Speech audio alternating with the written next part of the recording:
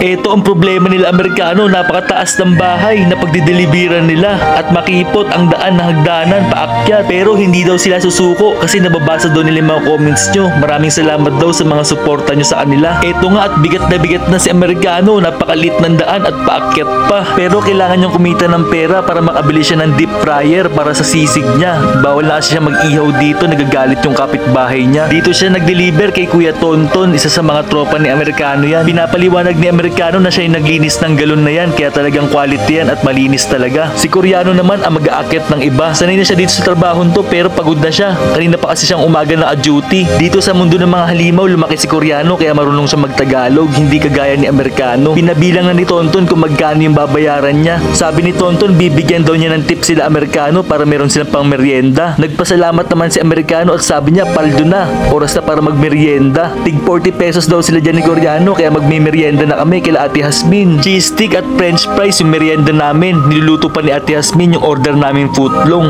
Favorite na merienda yan ni Amerikano, cheese stick at footlong, kaya sarap na sarap siya. Makikita nyo dito sa gilid, dyan nakapwesto yung sisig ni Amerikano kaya sarado na. Abangan nyo sa susunod, magdi-deliver kami kay Chuchin ng tubig kaya tuwan-tuwa siya. Yung dalawang crush niya pa yung nag-deliver sa kanya. Kaya kung gusto nyo rin magpa-deliver kay Amerikano at kay Koreano, kumontak na kayo sa Mina Waters. Mag-follow na din kayo sa YouTube at Facebook namin. I-search nyo lang ang Kuya Jet.